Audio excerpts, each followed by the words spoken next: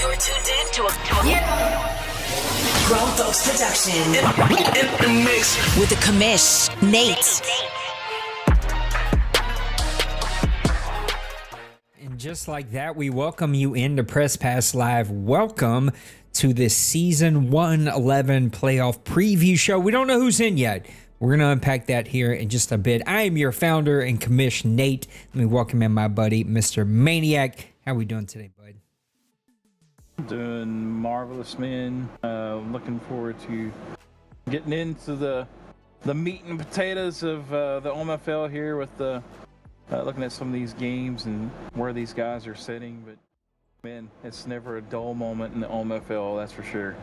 You know, it is the summer doldrums. People are unplugging, going on vacations, just spending more time outside. Why you want to be outside in this 400-degree weather is beyond me. You should be inside playing Madden, involved in the chat, but that's another conversation for another day. Are you ready to unpack week number 14?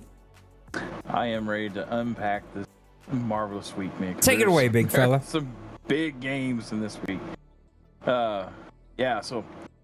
Just looking down the line, you know, we've been talking about the Desperados. They failed miserably to the Steelers here, 31-12. Did not see that coming. I did not either. That was probably the shock of the week, I think, for score-wise. I really thought the Desperados were going to take it to the Steelers, but man, the Steelers have kind of reversed role this season and are playing kind of like what the Desperados were last season. At this point in time, man, Detroit, Las Vegas, they played a really good game, 37-31. This is one I was actually going to kind of peek at. The San Diego Toronto one, I believe this one was a CPU. That's the only problem is like we've had so many CPUs. Yeah. Sometimes I'm have to question. It's so hard to tell. Wait, was this game played? I don't know. The one I do know that got played was Arizona and the Giants, 34-24.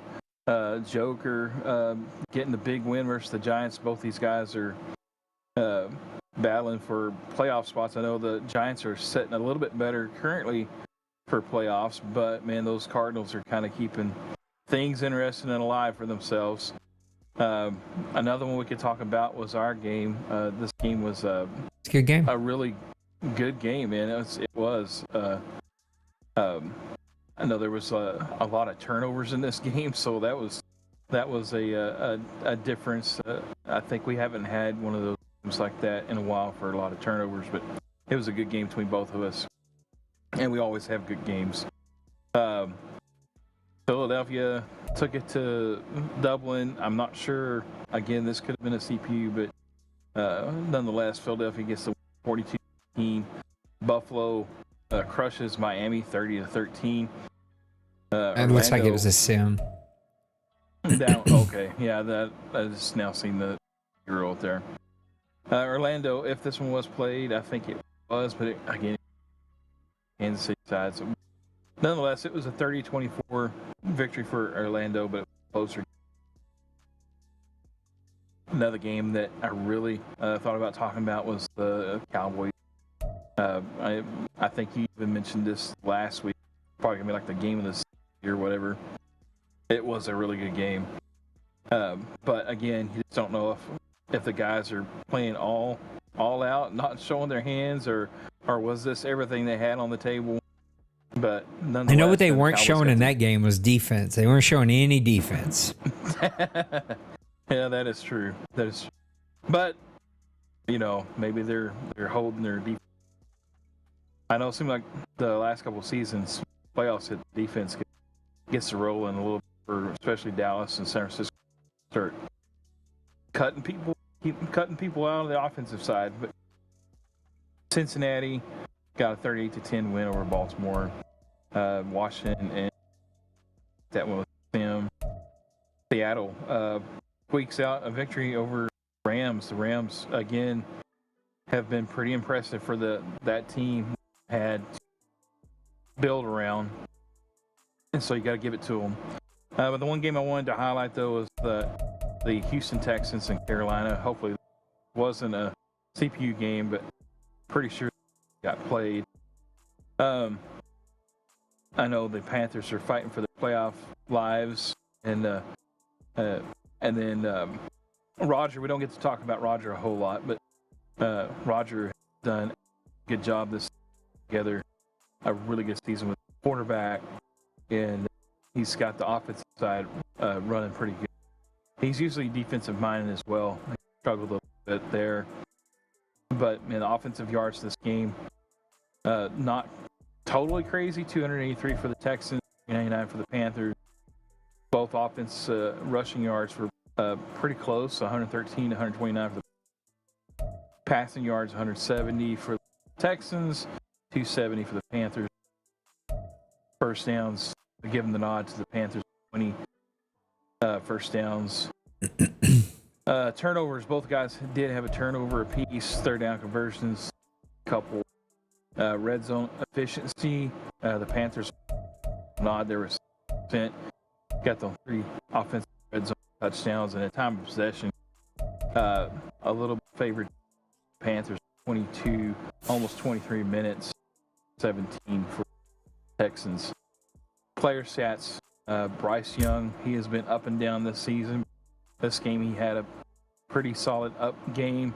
3 touchdowns, 281 yards, 1 interception. Was sacked twice, but 26, 61%. And Yannick Blase, whatever. I like Colin's name, Blaze. I like that better. It's easier to say. But 11 to 23, 47%. He did have a touchdown and also, but he was sacked 5 times, so running for his life. Looks like in this Panthers do use a real pass rush. Rushing stats here, Najee Harris, 115 yards on 15 carries. No touchdowns. France, he had 82 on 13 carries. He did have a touchdown.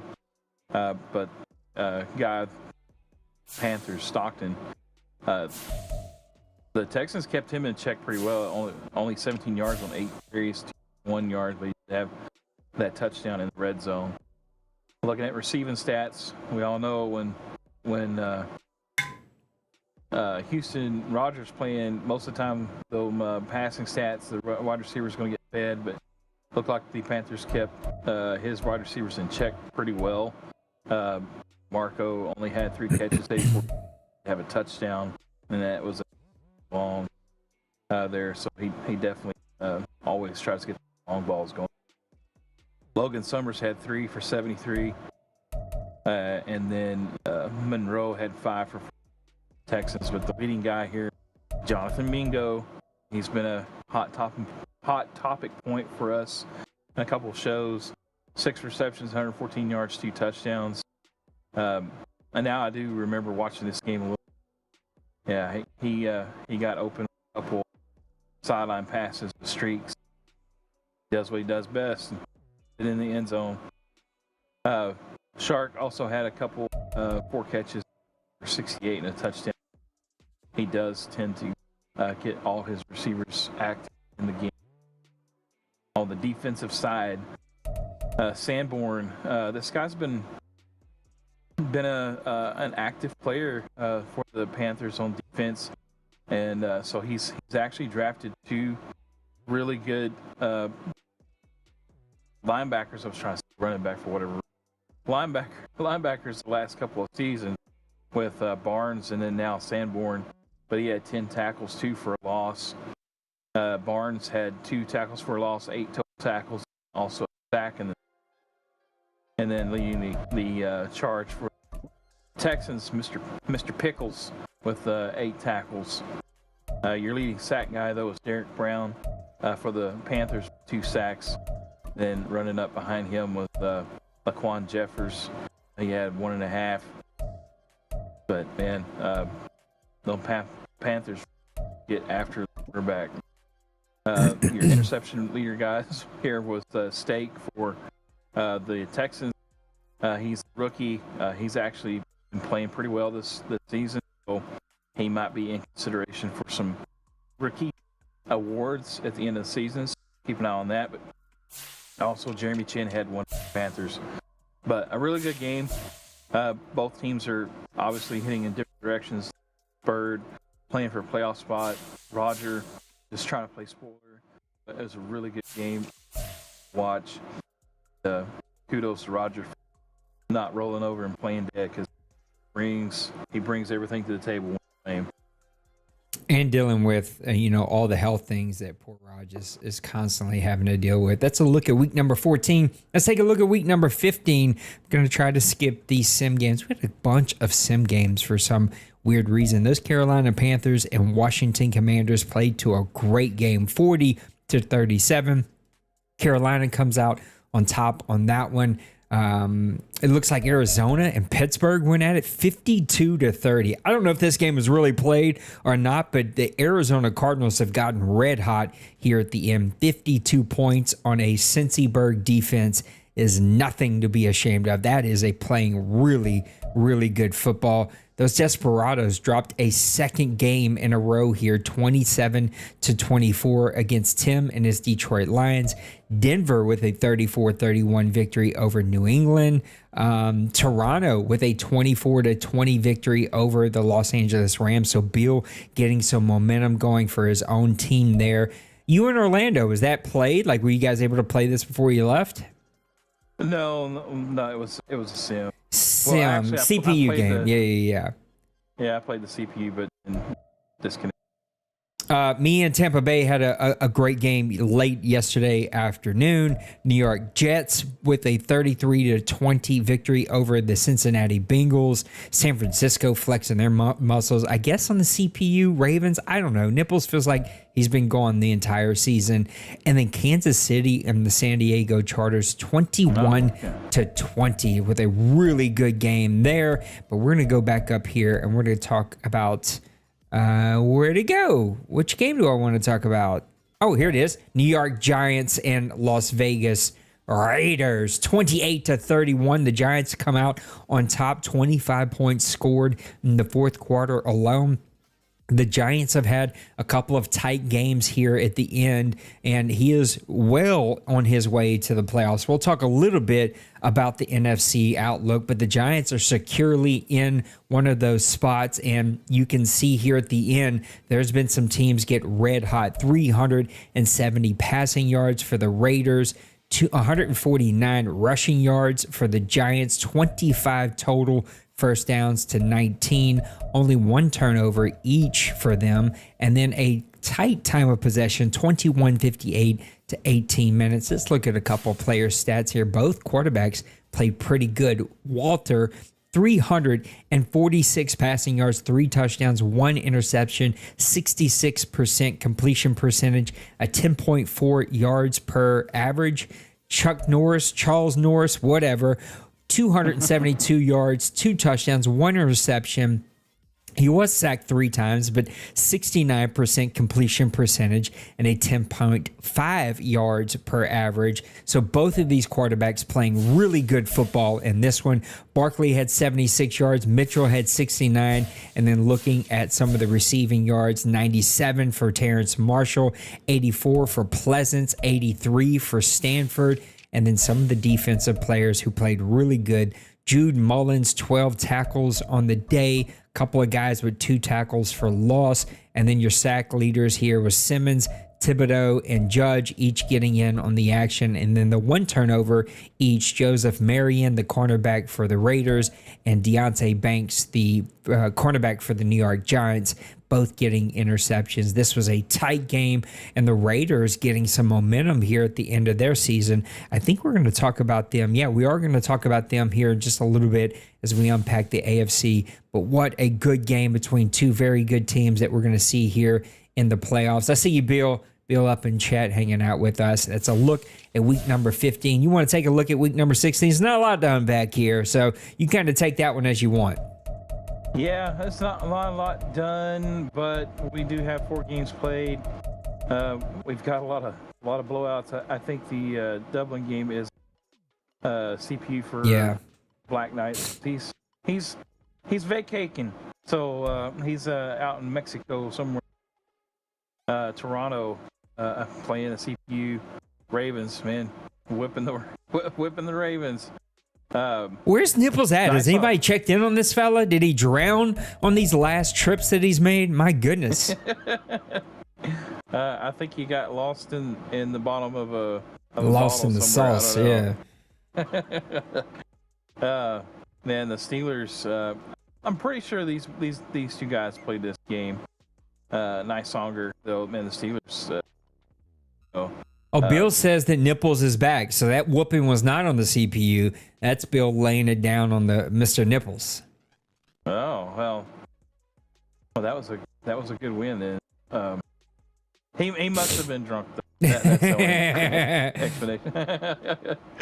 But we will talk about the one game that just got finished. That one just got finished. Ago.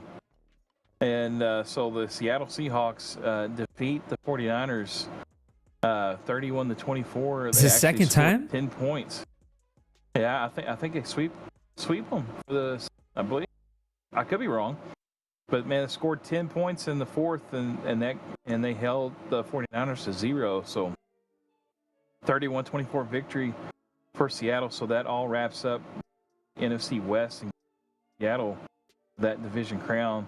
Looking at the box score here, 414 yards of offense for the 49ers to 3 Hawks.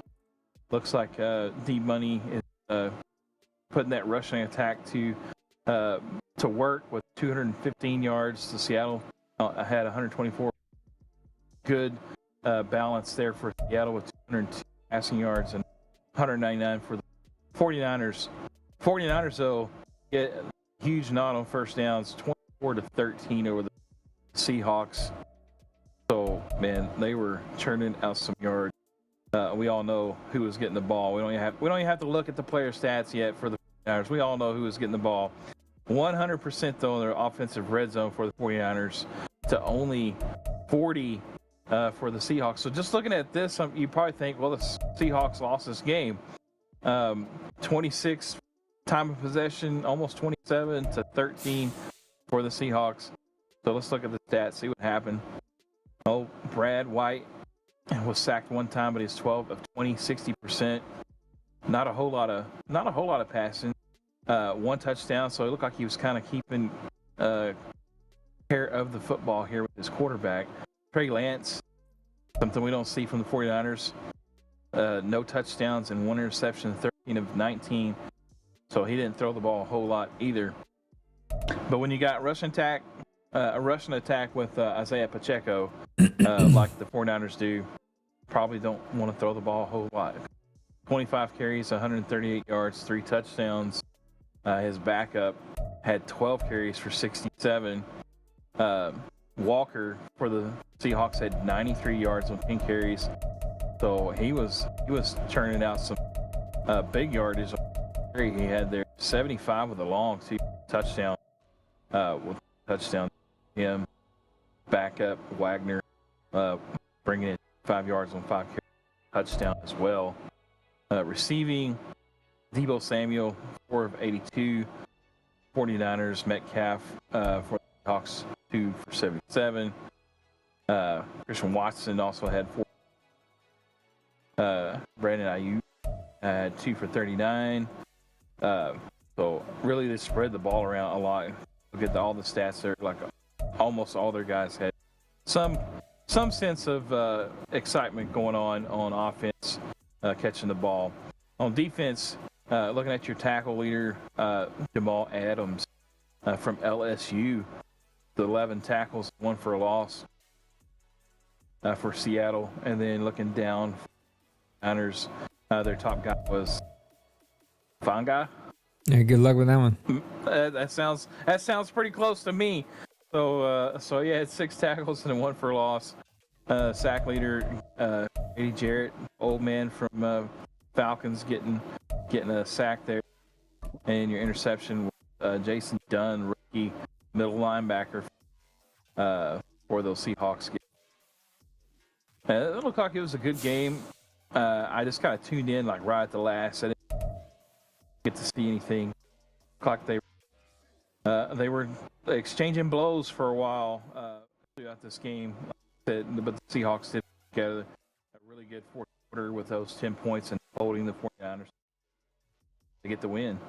Yeah, Meek said that they were 1-for-1 on the season, so I too thought it was a sweep. I think it was a really close game, and I think that's why you and I were getting that one wrong. Let's take a look at week number 17 and 18 before we unpack these playoffs. 49ers and Steelers. 49ers are going to be looking to just completely continue to establish themselves in that wild card spot.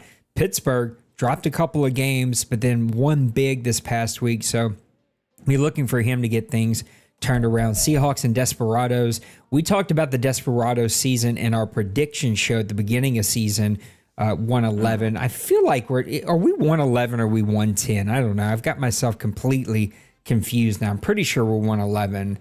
Let me quick check. No, it's 110. Is it 110? Somebody help me out here.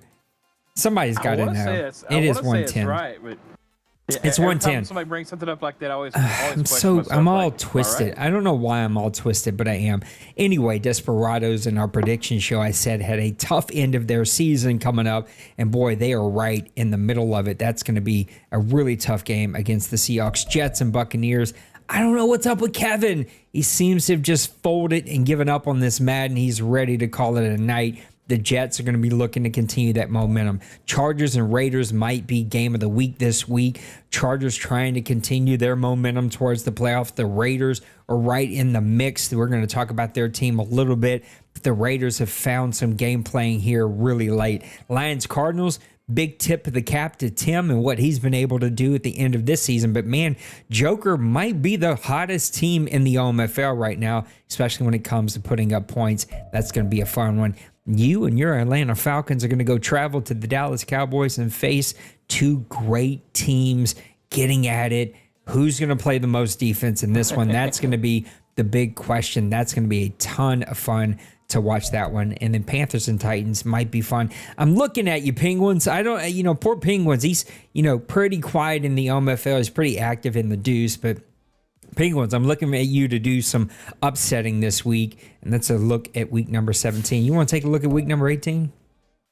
Let's take a little peek. All right, so Giants Saints. This could be an interesting one, especially. I know you're kind of like on the cusp, trying to get into the playoffs. This could be a big game, though. You guys battling out for possibly a spot there. The Desperados again. Talking about them, could be still fighting for a playoff spot, but the Chiefs have an opportunity to play spoiler and keep them out of the playoffs. Bills Falcons could be a good one. Big Hurt. I know he's got so much going on and stuff, but he plays really exceptional football and X's. So it's one. Mounties Panthers also could be a good match. It's gonna be a big one. Bill, I'm looking at you. Give me some help here. Do me a solid, brother. He needs some help.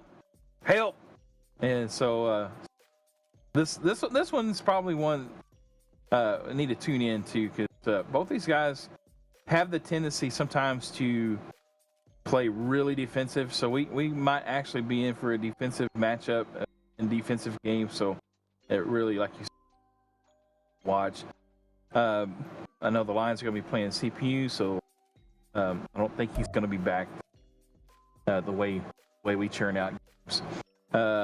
Pepper versus Steelers. We've seen Pepper one week just lay an egg, and then the next week it's like a offensive juggernaut. So whatever happens here, Jaguars could actually play some kind of spoiler towards the Steelers. And that the AFC North, maybe they could cause something to happen here with a victory that could throw that in for a tailspin. Dolphins Jets, always a good game to watch. I'm not even sure if these guys are even playing for a playoff spot, but the Jets fell off pretty hard this season. Dolphins as well. They always play good games in their watch. So I can say the Rams 49ers, Nysanger, the last time he played he actually played a really good game against the 49ers, kind of gave them a run for their money. So see what happens.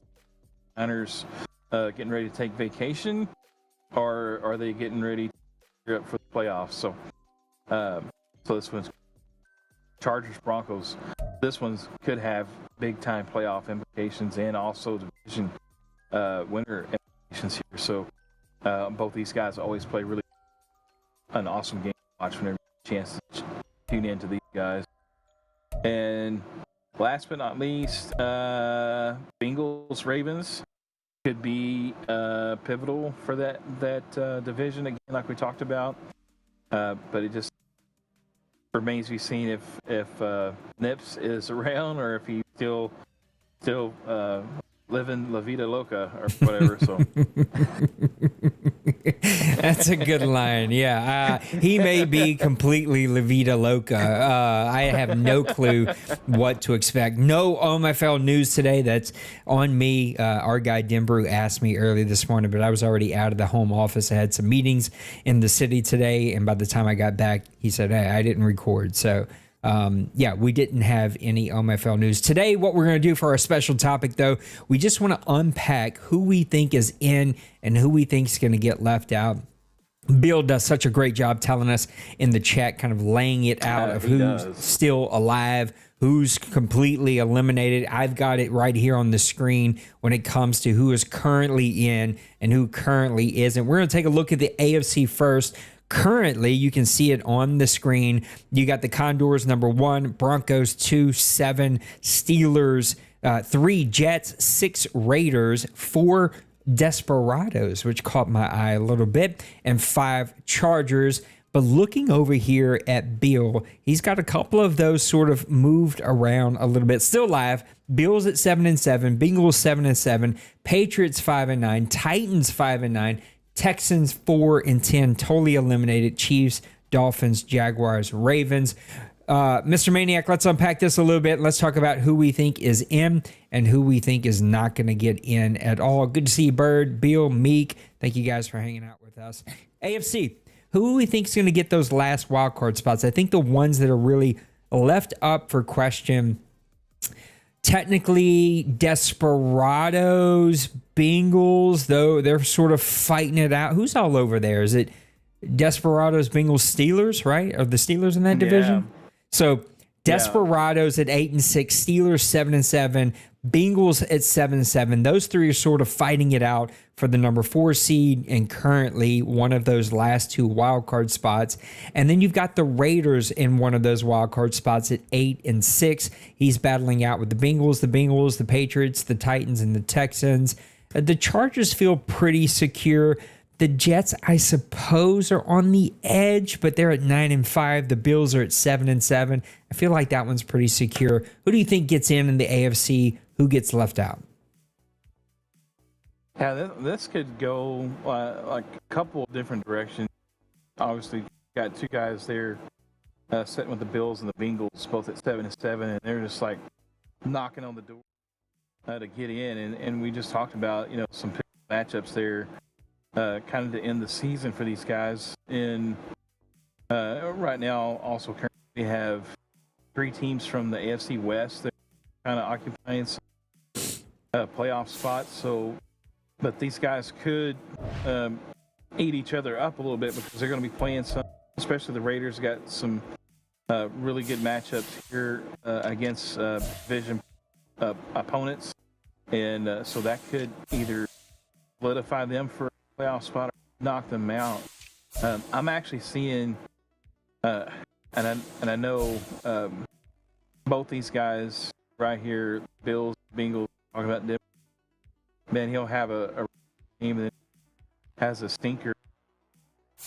But I do think, like when it comes to, I guess, experience, you always kind of want to like lean towards the experience. I know. I'm really thinking the Bengals in my back of my mind have a good chance to sneak in to this final spot. I really think a lot of these other ones are locked down. I know the Condors, their own vacation, they're probably going to fall down. They're going to probably lose that spot, and so that's going to shift some things around a bit. But I just there's something inside me that tells me that the Bengals are going to get somehow get the last spot. I don't know if the Raiders are gonna fall. If I can just take a look at the team schedule here, looking at the Raiders last 3 games. Okay, he's got Desperados, Chargers, Titans.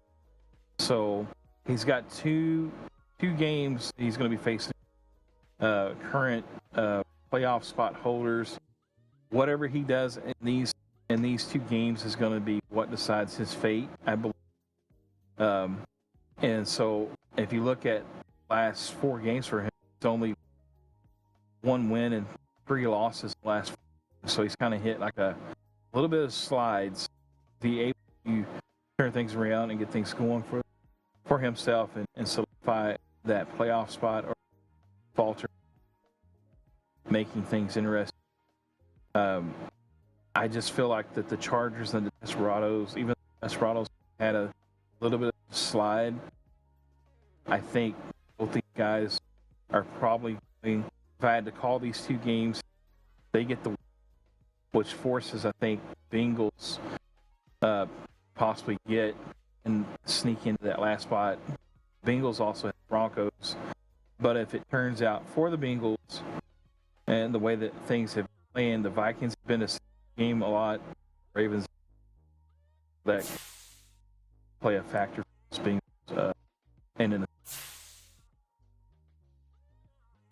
I don't love how the AFC North is playing out, right? Desperados have dropped 2 in a row. Steelers have only won 1 in a row. At least the Bengals dropping the 1 in a row. Like all 3 of these teams have sort of hit some speed bumps, and we're not used to seeing that here in the AFC North, at least. AFC South is solidified. Yeah, the Condors probably will drop a couple of games here. Not exactly sure how long he is out, which that could really... I don't know. Somebody's going to get the raw end of that stick, right? The Condors, who are and have been the number 1 seed, are going to probably fall below that. And somebody's going to have to play the technical number 1 seed. And that's just going to get weird in all of the ways. Jets and Bills are still in it. But, the Bills have been just, life has not allowed him to fully engage. It looks like the Broncos, I'm assuming, have wrapped up this division. I know they're currently tied with the Chargers, but I don't know if tiebreakers. Maybe that just means the Broncos are in and the Chargers. I don't know. That's very confusing, but that's a really good division that's going to go to the very end here. This is a tough call. I do not have confidence in what I've seen the last few weeks in the Desperados, but it's also hard to put any confidence in the Steelers or the Bengals because we've seen a couple of speed bumps from time to time from both of those teams. I have no confidence in the Bills just because of life and engagement. Patriots, Titans, Texans, love you. No, you're not completely out of it yet, but yeah, I think you're out of it a lot like some of these other teams. So Condors, what happens there? It's going to be crazy just to see how far they slide or don't slide. I mean, I guess technically he could slide all the way to the 3 seed because if he loses all of them, the Jets win all of them. There might be some tiebreakers there that I don't know about, but that could go a long way for the Condors to drop all the way to the 3 seed. I think the Jets are secure. It really comes down to Desperados, Steelers, Raiders, Bengals, and flip a coin between those. I'm going to keep the Raiders in it. I'm going to say the Bengals win the division. Why am I saying that? I don't know. I'm going with history. Bengals win the division. Raiders stay in it. And I think that the Steelers get in at that 3rd wild card spot. I'm taking the Desperados out of it. And I'm just at the eyeball test and knowing the teams that he still has to face here towards the end of the season. The Desperados have just dropped too many games. I feel that were winnable games here sort of towards the end. And I think it's going to come back to haunt them. So I like Desperados out. I don't like it. I'm taking Desperados out. I'm putting Bengals in the 4 seed. I'm keeping the Steelers and Raiders both in those last 2 seeds. And the big question for me is who's going to pay the price for these Condors missing these last few games on vacation? How far does he drop? And what team is going to have to go play that team on the road? Because that is not going to be a fun game to have to play. Let's take a look at the NFC.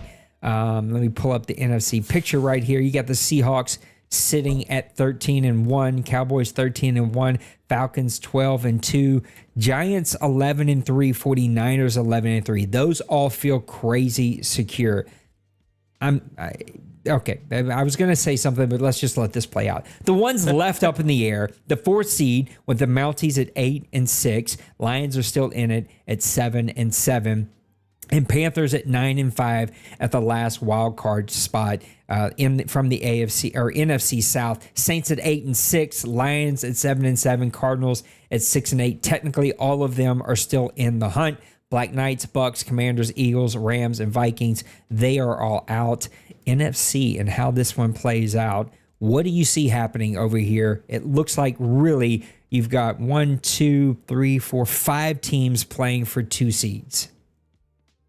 Yeah, this is gonna get crazy, I think. And just kind of, I know I've always said I hate talking about.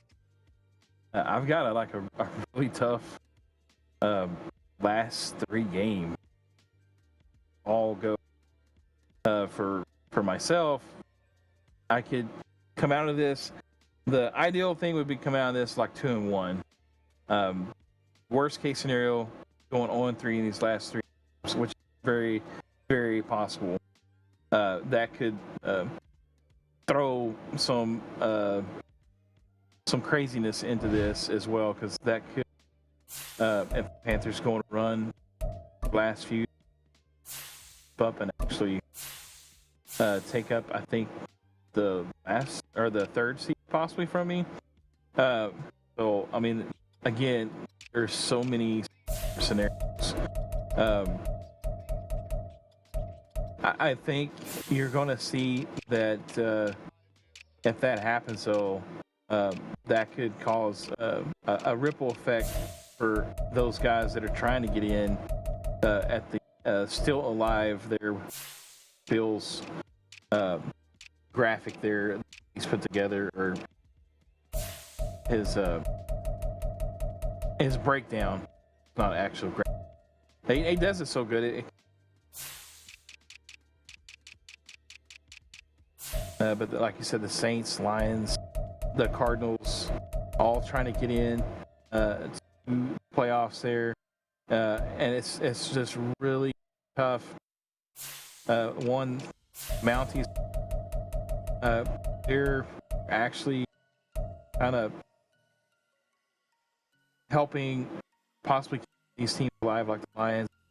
If the Mounties drop, Lions could jump up the spot, but it's not really going to help the final spot in the playoff and the seeding one. So, I see basically what we got on the screen. I think I think the Saints have a chance to sneak in if the Panthers fall, but you're gonna have to rely on pull out the Panthers schedule. Gonna have to rely on. They only have the Mounties. I think it was Vikings, and I'm already forgetting the other team. I just put it up on the screen, but let's put up everybody's schedule here. Big game with the Giants. Start off with 16. So yeah, a big game against the Mounties, Panthers and Mounties. There's a big game between the Lions and Cardinals. So I think there's a couple of games in there: Saints, Giants, Panthers, Mounties, Lions, Cardinals, that are going to go a long way in deciding, who's going to win that one. Yeah, and it really could go several different ways here. But looking at the Panthers schedule, they got the Giants and those 2 teams. If they defeat the Panthers and the Titans, we've seen him defeat Bills a couple weeks as well, so he could also play sport this as well. So if, say, for instance, Panthers lose the next 3, that's definitely going to open up the door for Saints and actually get a couple wins here. Shout that also could open up tremendously an opportunity. Cardinals have talked about have come on really strong here the second half of the down the stretch, and he has been putting up lots of. He could as well, but I think main look at the playoff race. I think it's pretty much given that the Seahawks are going to finish out with that number one. I think Cowboys dominance beat, but what a consolation prize for the last place wild card Cowboys first in the playoffs. Cowboys, they have Seahawks, they have Desperados and Texans left. Cowboys actually have scrolling down he has Dolphins, Falcons, Commanders. Looks like the Seahawks might actually have the last two games out. That just by there could be a switch. There could be a change in. Just looking at that, I think if all these teams kind of handle their job here the last couple games season, they kind of play out the way Bill has it. But I think the biggest race that you have at 5 spot is I think that's where you chips, and then you still have the with the possibility of the Lions sneaking in. Yeah, I'm sort of exactly where you are. I think it plays out exactly. It's boring. It's not a fun take. It's not a sexy take, but I think it's exactly going to play out the way we see it here. I think there are a lot of teams that are getting hot here at the end. Tim has won some big games, and listen, I'll be the first to admit Tim's in here. I have discounted what he has done towards the end of the season. I thought he was going to fold and fade away into oblivion. And I really thought Joker was not going to figure this one out and not going to get it turned around. And both of those teams have shocked me with the scores that they put up. So it's not going to completely shock me if they continue to prove me wrong here at the end. I think my Saints have played well, but they're going to come up just short. We get a tough game against the Condors as a CPU that if he were here, he would beat me. There's no question about it. But the CPU ain't easy, especially a CPU that is a 12-2 team right now. So that's going to be sort of a tough take. We'll see how that one plays out. But then I still got to go play the Rams, who we've talked about a lot this season, who are just pesky and can beat anyone. And I struggle with pesky teams.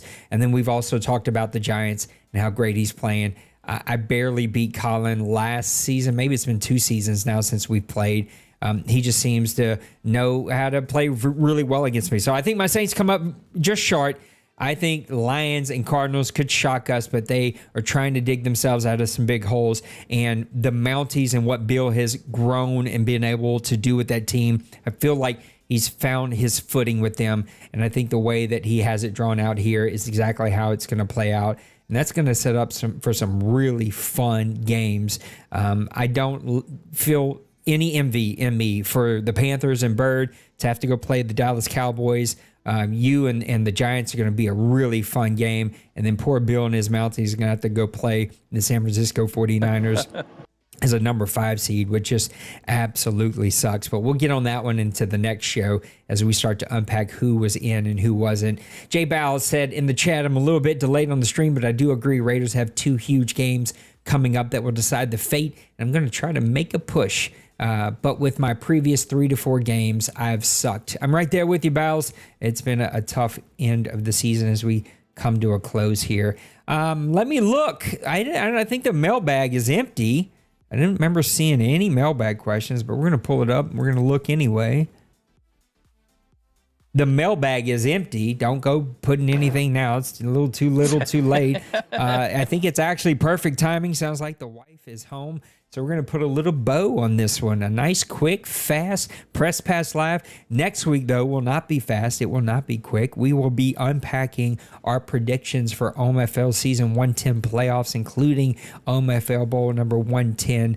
So, Mr. Maniac, give me one final closing thought as we wrap things up here. Man, I know, like it seemed like it was just like I was kind of struggling to find, like you said, it's kind of boring, because it looked like it's gonna be like exactly the way Bill has it and stuff. So it's kind of struggling to find some points to talk about, but I think really it's gonna be a good end of the cycle. I think it's gonna be a good season ender. I think there's gonna be some intrigue happening as the season ends here, and man, I'm looking forward to some Madden 25 news. Then NCAA is, I think, 38 days away now. That's right, 38 days away, something like that. So we're kind of starting to get the motor rolling a little bit for. I guess we're gonna go with the Deuce Dynasty for the one that we're gonna be running. Got 24 guys, I think, already kind of signed. Nice. Wanting a spot. So, and we're gonna try to do because I know a lot of guys. There seems to be a affinity with Ohio State and a couple other teams I can't remember right now. So, we're going to try to do a team draft and draft spots and let guys pick from there. But I'm looking forward to it, getting into a new, different game. But I'm still excited about seeing what's going to happen with Madden 25. It's a to play as well. So I'm looking forward to having a little bit of downtime from Madden, but I'll be geared up, ready to go by the next Madden. Things cranked up and rolling.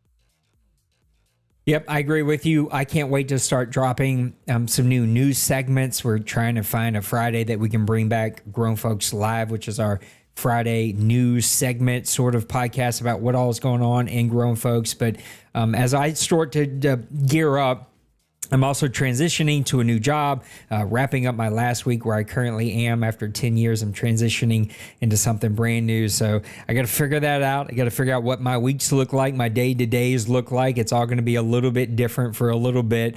And while I figure that out, there may be a slight change to Press Pass Live and when we come to you and when we don't. But Maniac and I will get that figured out and get that announced. Hopefully everything will sort of stay the same. If not, we'll move to maybe a weekend or maybe we move to a night. I don't know. We'll figure it out. We'll get it announced and let everybody know. But also ready to start pumping out some news for NCAA. And I think I've really honed our focus of the news segments. It's going to be FPS. It's going to be Dynasty mode, running a Dynasty. It's going to be running a CFM, all the other stuff. There's plenty of other people out there that you can go and listen to, but it affects running a CFM, if it affects running a Dynasty, or if it is a first-person shooter, we're going to go ahead and do some news on it. So I can't wait to do that. Lots of good stuff coming up. Looks like a lot of people on vacation enjoying themselves. So hope you guys are having a blast here on this Monday. Mr. Maniac, I appreciate you. Thank you for making some time to come and to be with me. We're going to wrap it up, put a bow on that. So next week, when we come back to you on Monday, we will do a Press Pass Live Season 110 playoff prediction show. We'll give both of our predictions. We'll break down every game. Hopefully by then we may even have some games. I don't know if we'll have some games, but we should be really close about knowing who's in, who's not. We will be able to give our prediction show about who we think is going to be in the bowl game.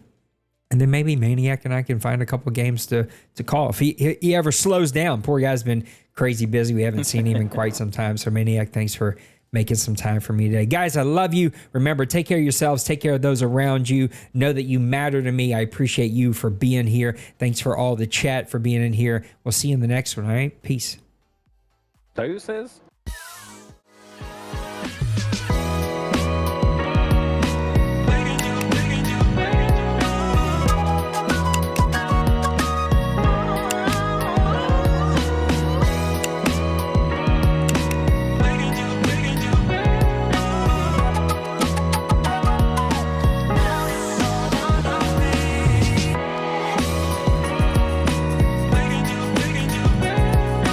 Smash that like and subscribe.